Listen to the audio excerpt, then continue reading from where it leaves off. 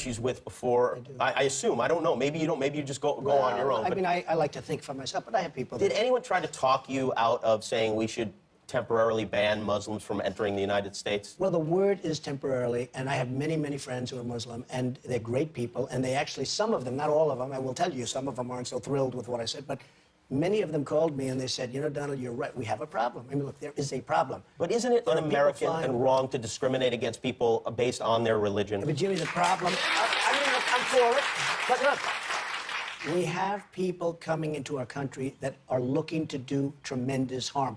You look at look at Paris. Look at what happened in Paris. I mean, these people, they did not come from Sweden, okay? Look at what happened in Paris. Look at what happened last week in California with 14 people dead, other people going to die. They're so badly injured. I mean, we have a real problem. There's a tremendous hatred out there.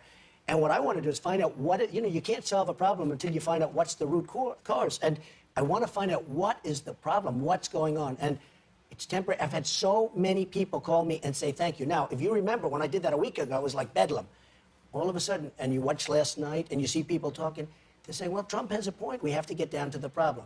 The people that are friends of mine, they called, they said, Donald, you've done us a tremendous service because we do have a problem, and we have to find out. Those may have been crank calls. Those may have been crank calls.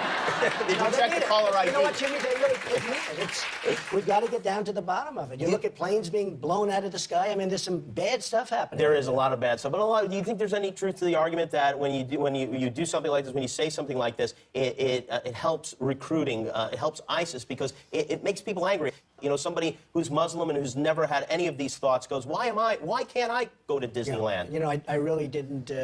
This has come up probably 2 days ago. A couple of people brought this up. I don't buy it. We need strength. You don't, really? I don't buy that. No, I don't buy that argument. But we need strength in this country. We don't have strength. We don't have, our military is being dissipated. And I'm the one that was against the war. In fact, when I was on your show, I was talking about, I'm the one that was against going into Iraq. I said, you're going to totally destabilize the Middle East.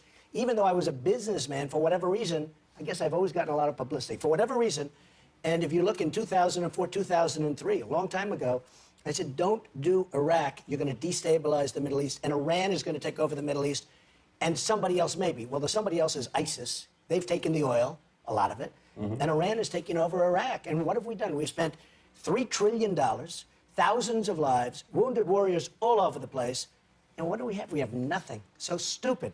And now we have to get back to try and figure out what's happening. But you look at what's happened in the Middle East, it is a mess. If they did nothing...